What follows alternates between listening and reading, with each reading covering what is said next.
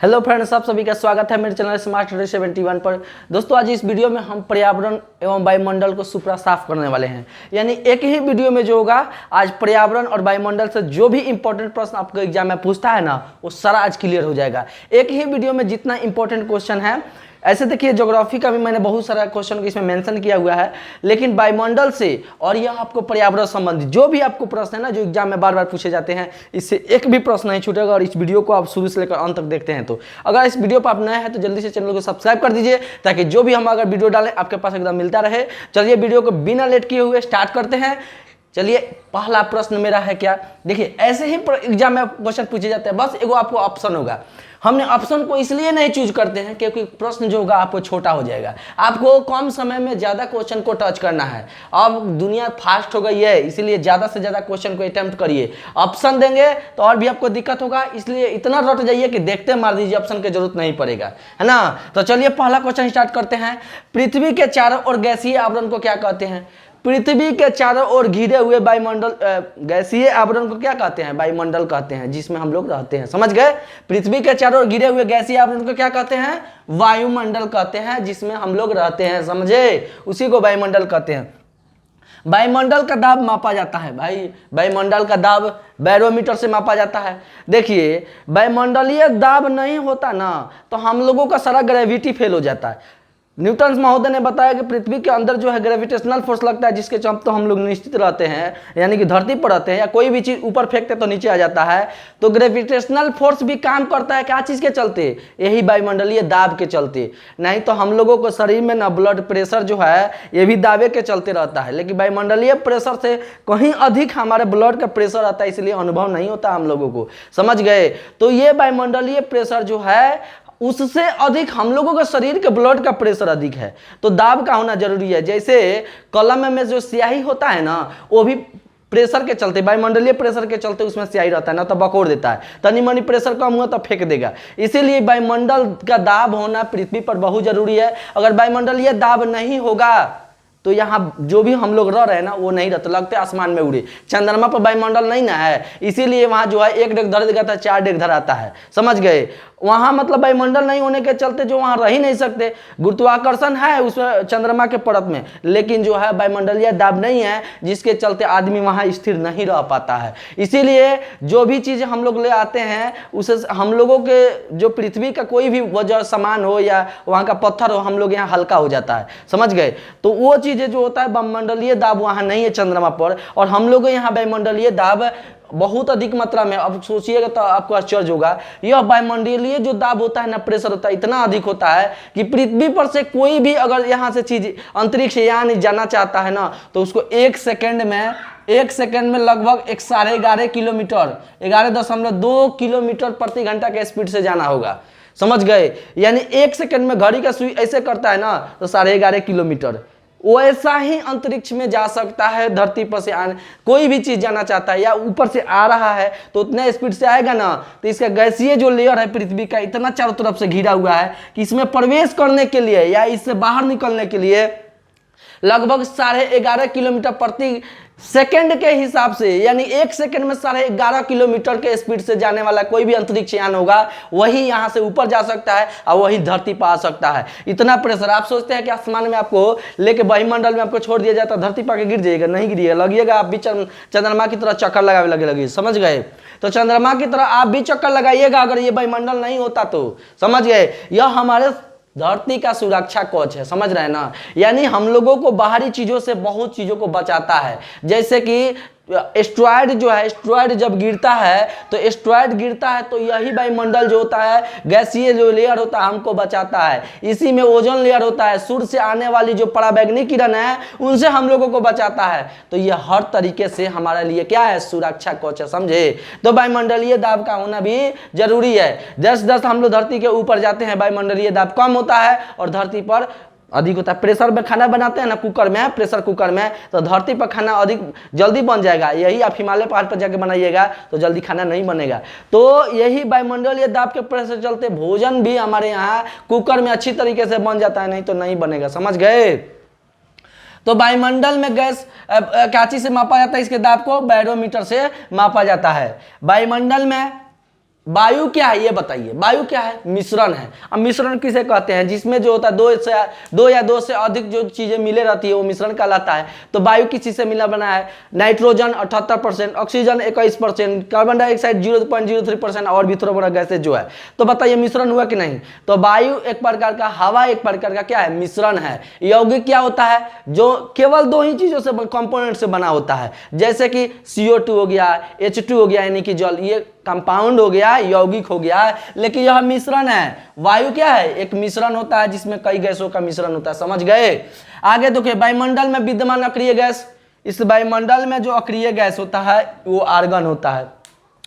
देखिए अक्रिय गैस जो ना पीरियोडिक टेबल में जाइएगा तो उसका एक अलग ही लाइन दिया हुआ है, वो अक्रिय गैस होता है। जो आपको नीले कलर में, ब्लू कलर में दिखेगा वो सारा लास्ट में अक्रिय गैस ही देखने को मिलता है। वायुमंडल की आर्द्रता किस चीज से मापी जाती है? वेरी वेरी इंपॉर्टेंट क्वेश्चन पूछा जाता है। वायुमंडल की जो आर्द्रता है, आर्द्रता समझते हैं ना, नमी वगैरह, वो किस चीज से मापा जाता है? हाइग्रोमीटर से। हाइग्रोमीटर से, समझ गए? बहुत बार क्वेश्चन पूछा गया है कि वायुमंडल की आर्द्रता का चीज से मापी जाती है? हाइग्रोमीटर से मापी जाती है। पृथ्वी के कितने भाग पर जल है?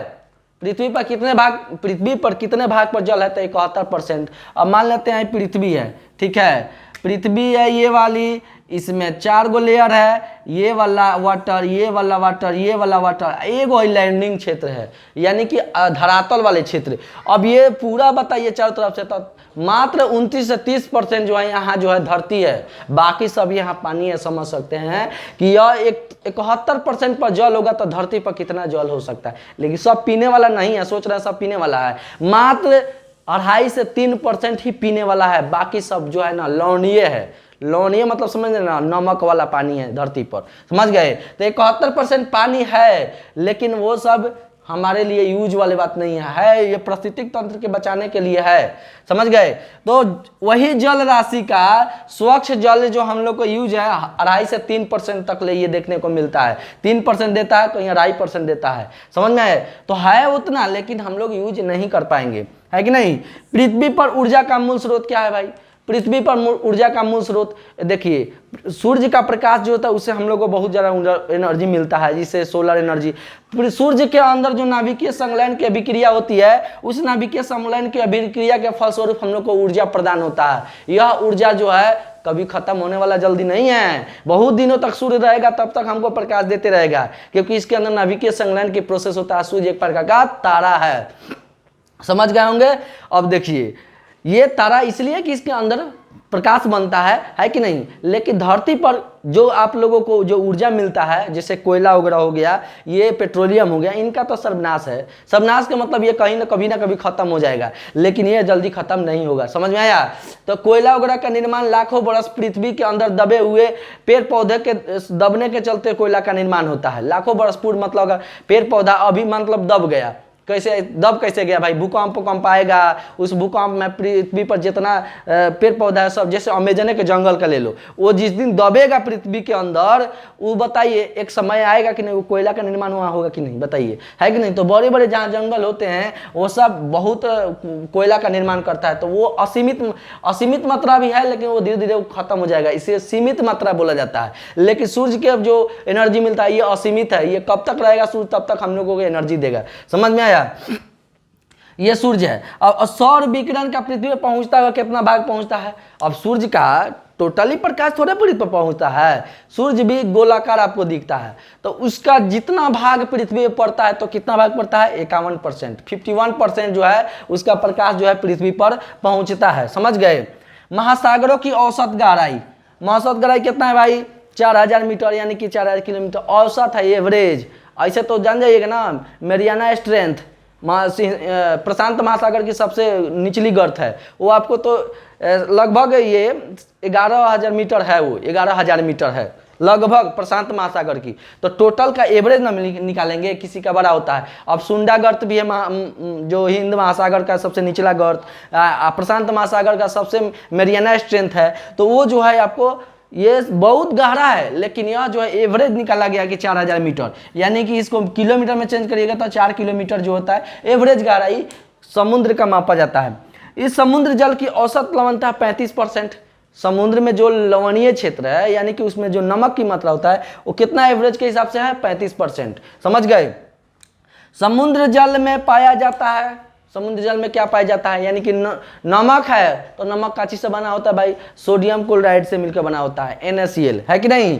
तो इसमें जो समुद्र जल में पाया जाता है क्या NaCl यानी कि सोडियम क्लोराइड यानी कि नमक। सर्वाधिक लवणता वाला जो झील है विश्व में वन झील है, क्या है वन झील, कहाँ पड़ता है तुर्की में। अब भारत में पूछेगा तो चिल्का झील है।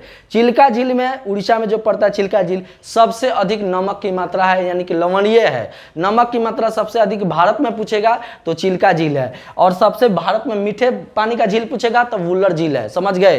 तो झील का एगो चैप्टर है, आपको पूरा पढ़ा देंगे, दर्रा का पढ़ा देंगे, सारा लेकर आपको कंटिन्यू। अब जीके का क्लास ले रहे हैं तो कंटिन्यू आपके पास लेकर आएंगे। इसके पहले जो है ना हमने डिटेल्स सारे चीज़ों को पढ़ा रहा था, लेकिन डिटेल्स पढ़ाने के साथ साथ ऑब्जेक्टिव क्वेश्चन के जरूरी है जो एग्जाम में पूछे जाते हैं। जो बच्चे को कहना था कि इसका कुछ ऑब्जेक्टिव क्वेश्चन लाइए, तो हमने सोचा कि ऑब्जेक्टिव ही ला दें।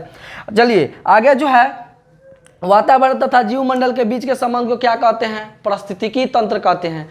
वातावरण तथा जीवमंडल के संबंध में यानी उसके संबंध के बीच क्या कहते हैं, तो पारिस्थितिकी। भाई पारिस्थितिकी क्या होता है, देखिए इसके जो पारिस्थितिकी का तंत्र जो होता है इसको बायोटिक अबायोटिक कंपोनेंट्स के अंदर बांटा गया है, यानी कि जैविक घटक अजैविक घटक। जैविक घटक क्या होता है, जिसमें जो वैसे प्राणी जिसमें प्राण रहता है, जीवित रहता है, मूव कर सकता है, देख सकता है, फील कर सकता है, वो जैविक घटक के अंतर्गत आता है। यानी कि जिसमें प्राण रहता हो, जैसे कि हम लोग, प्लांट्स, है कि नहीं, एनिमल्स, जितने छोटे छोटे कीड़े मकोड़े, यानी वैसा जैविक घटक जिसमें जीवित प्राणी ही रहते हैं वो जैविक घटक कहलाते हैं। वो सब पारिस्थितिकी तंत्र का उदाहरण है।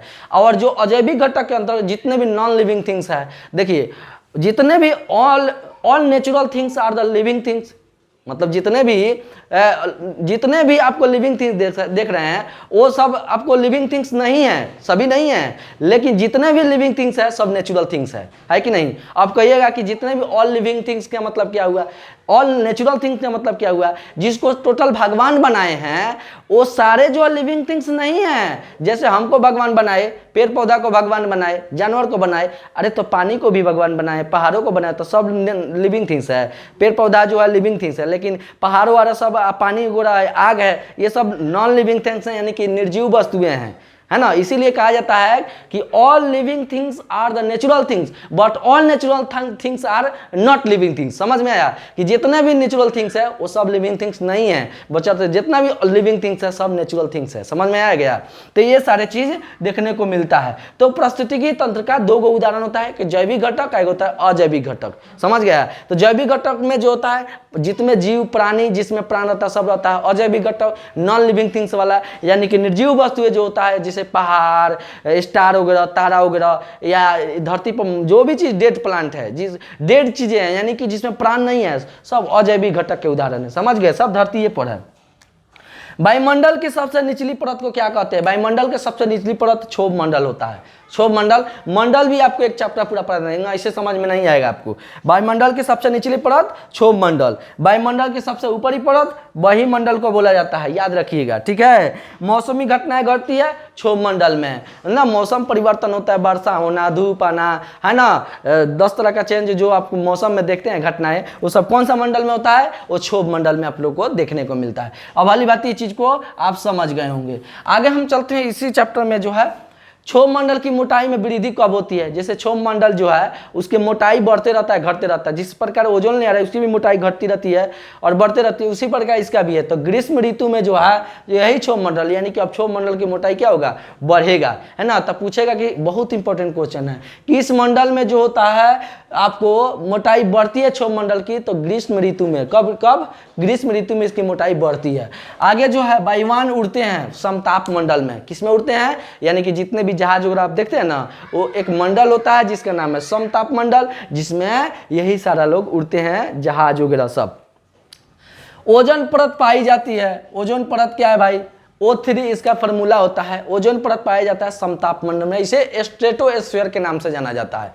समताप मंडल में ही ओजोन लेयर पाई जाती है और ओजोन लेयर एक धरती का एक सुरक्षा कवच है जो अल्ट्रा रेड यानी कि पराबैंगनी किरण सूरज में आने वाली है, यही रोकता है।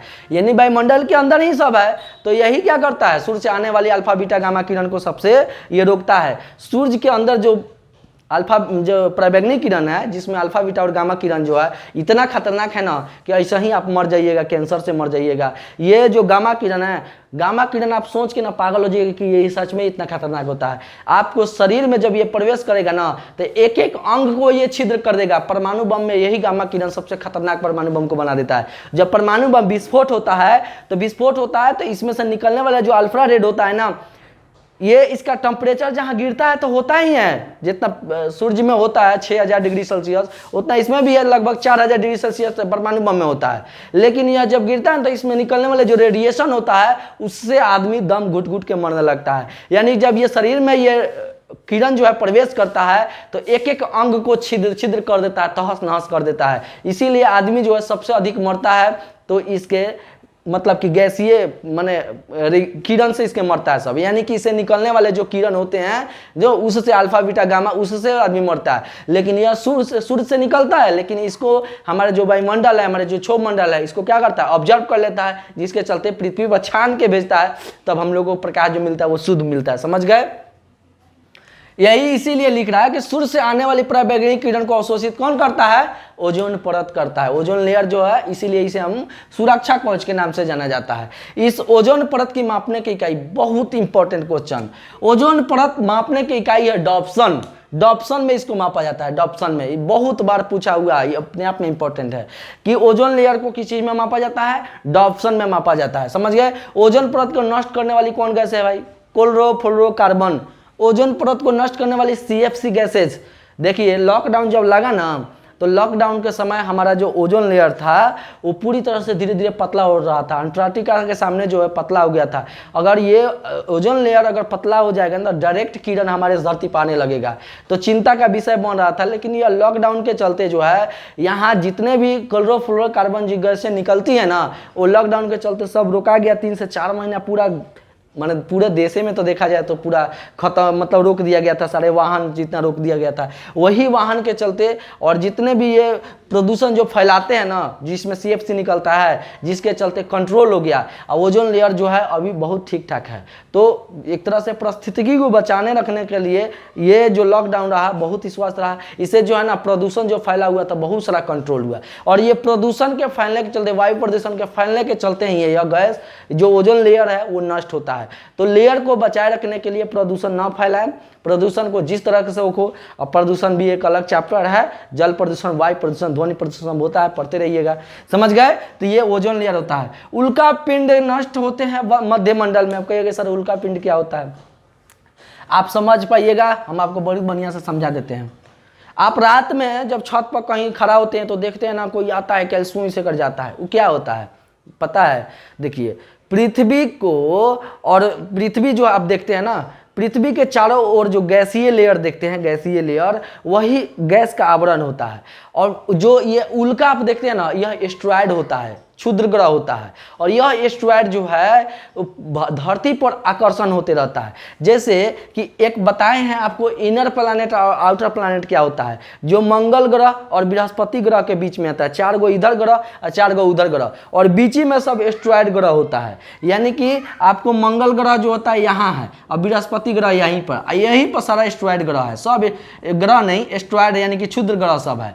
अब क्या होता है ना कि ये क्या करता है, एट्रिक्स सब तक के अंदर ग्रेविटेशनल फोर्स होता है ग्रह के। अब ये खींचेगा, अब ये मंगल ग्रह खींच के छोड़ेगा, तो अपने खींचता है ना, तो जिस ग्रह पर वायुमंडल नहीं होता है ना, वहां पर यह एस्ट्रॉयड धबाक धबाक गिरेगा। जैसे बुध ग्रह पर बहुत ज्यादा गिरता है, जैसे अपना चंद्रमा पर, इस पर भी गिरता है सब।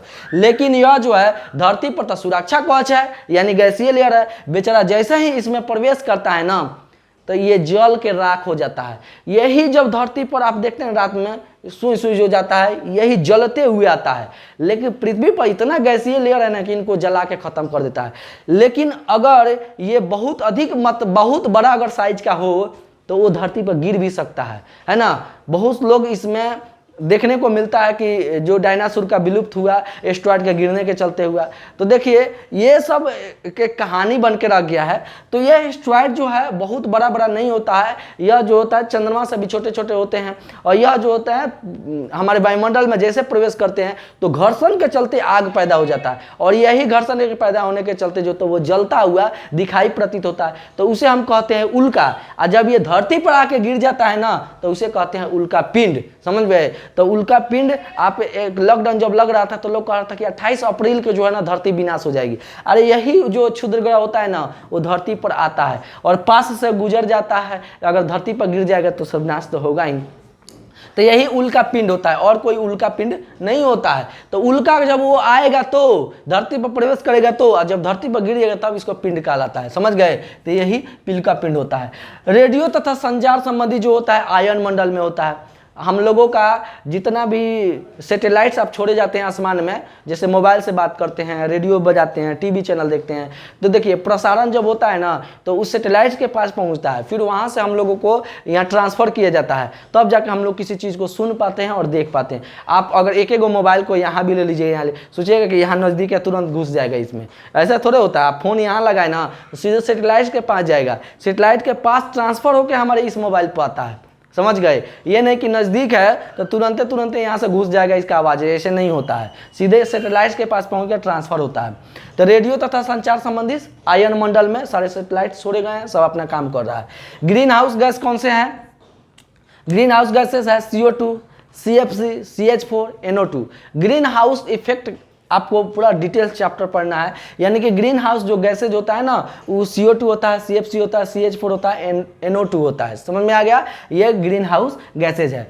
भारत की जलवायु अब कैसी है? भारत की जलवायु जो है उष्ण कटिबंधीय मानसूनी है। भारत की जो जलवायु है वो उष्ण कटिबंधीय मानसूनी है, ये आपको पर्यावरण चैप्टर में पढ़ना है। ठीक है? संवहनीय वर्षा कहाँ होती है? विषुवतीय क्षेत्रों में होती है। विषुवतीय क्षेत्र आपको बताना नहीं ना पड़ेगा, पृथ्वी के बीच वाले जो क्षेत्र होता है वो विषुवतीय क्षेत्र, यानी कि जो 0 डिग्री होता है वहाँ संवहनीय वर्षा होती है। समझ गए? तो विषुवतीय वाले क्षेत्र पर संवहनीय वर्षा होती है, और यहाँ जो होता है सबसे अधिक भी वर्षा होती है। अब जो देश इस क्षेत्र में पड़ेगा, और भारत की बात कहिएगा तो कहिएगा मानसी राम चेनापूंजी है, लेकिन भारत की बात नहीं कर रहा है, तो भारत तो विषुवत रेखा पर पड़ता ही नहीं है, भारत तो कर्क रेखा पर पड़ता है। लेकिन जो देश विषुवत रेखा के करीब है या विषुवत रेखा पर गुजरा हुआ वहाँ सबसे अधिक वर्षा होती है। समझ गए?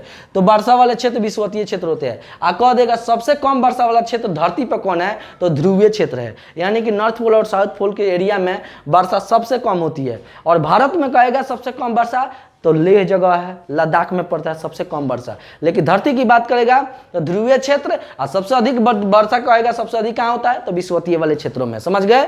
तो वही देखिए, अधिकतम वर्षा विषुवतीय क्षेत्र, न्यूनतम वर्षा ध्रुवीय क्षेत्र में। पछुआ हवा का कारण क्या होता है? चक्रवाती वर्षा होती है। जो पछुआ हवाएं हमारे पास आती है, और पछुआ हवाएं जो होती है वो देखिए अरब सागर से जो हवाएं निकल कर आती है ना वो पछुआ हवाएं कहलाती है। तो हिंद महासागर, भारत का नक्शा आप देखे होंगे, भारत का नक्शा कुछ इस तरह से होता है। तो अरब सागर इधर है ना, इधर आपको हिंद महासागर है। तो दक्षिण और पश्चिम की हवाएं जो आती है ना अरब सागर और हिंद महासागर से होकर आती है, और ये जो होती है भारत में प्रवेश करती है, इसीलिए हम इसे पछुआ हवा के नाम से जाना जाता है। इसलिए जो होता है चक्रवाती वर्षा, यानी कि पूरा घूम घूम के ये वर्षा होती है, चक्रवाती वर्षा इसे बोला जाता है। अब देखिए पछुआ हवा क्या कहलाती है? बाप रे, ये तो जहर क्वेश्चन है। गरजता चालीसा के नाम से जाना जाता है। पछुआ हवा को क्या कहते हैं? गरजता चालीसा, पूछ देता है एग्जाम में, गरजता चालीसा हवा किससे कहा जाता है? गरजता चालीसा हवा वो कहा जाता है पछुआ हवा को, बहुत बार पूछा गया है। ठीक है? मानसून सबसे पहले आता है अपना ही देश में, केरल में सबसे पहले मानसून केरल में आता है। हिंद महासागर उधर है ना, हिंद महासागर है, तो केरल में प्रवेश करता है, वो भी जून के प्रथम सप्ताह में प्रवेश कर जाता है। समझ गए होंगे? मानसून सबसे पहले केरल में आता है। भारत में सर्वाधिक वर्षा दक्षिणी पश्चिम मानसून से होती है। एग्जाम में ये भी बहुत पूछा गया है बहुत बार कि भारत में जो वर्षा आप देखने को मिलता है वो कहाँ से होता है? दक्षिणी और पश्चिमी मानसून से होकर आता है, यानी कि अरब सागर हिंद महासागर से जो हवाएं आती है वो हमको घनघोर वर्षा कराती है। लेकिन यही जो होता है तमिलनाडु के कोरोमंडल वाले क्षेत्र, तमिलनाडु जो आप स्टेट देख रहे हैं ना, वहाँ जो वर्षा होती है वो लौटता हुआ मानसून से होती है, जो जाड़े के महीने में वहाँ वर्षा होती है। तो पूछेगा कि लौटता हुआ मानसून भारत के किस क्षेत्रों में पड़ता है? तो कोरोमंडल वाले क्षेत्र में, यानी कि आपको कोरोमंडल माने तमिलनाडु वाले क्षेत्र में जो है लौटता हुआ मानसून से वर्षा होती है। समझ में आ गया? तो वही दिया है। और फेरल का नियम जो संबंध है पवनों के दिशा से, फेरल का एक नियम था जो कि वो पवन के दिशा के संबंधित है, हवा किस दिशा में जा रहा है वो फेरल का नियम से संबंधित है। अब उम्मीद करते हैं इन चीज़ों को आप समझ गए होंगे। तो ये बहुत ही अपने आप में वेरी वेरी इंपॉर्टेंट है। ऐसा इसमें ये कोई एग्जाम में ऐसा नहीं है ना, बहुत कोई क्या मतलब अधिकांश एग्जाम में इस तरीके से क्वेश्चन पूछा गया है, 2 नहीं तो 1 नहीं तो पर्यावरण से संबंधित जब क्वेश्चन पूछेगा ना तो इस तरह से क्वेश्चन जरूर पूछता है। इसीलिए ऐसे क्वेश्चन को आप ध्यानपूर्वक पढ़ लीजिए और इसका स्क्रीनशॉट लेकर नोट्स बना लीजिए और इसको इस तरह से याद कर लीजिए ताकि एग्जाम में कहीं से भी पूछे आपको किसी तरह का प्रॉब्लम ना हो। तो चलिए इसका स्क्रीनशॉट ले लीजिए, फिर अगले स्क्रीनशॉट ले लीजिए बढ़िया से। चलिए मिलते हैं ऐसे ही अपने सीरीज के साथ। ये मेरा क्लास जीके क्लास का ये तीसरा वीडियो था, अगले ही आपको लेकर आते रहेंगे। चलिए मिलते हैं अगले वीडियो में। जय हिंद।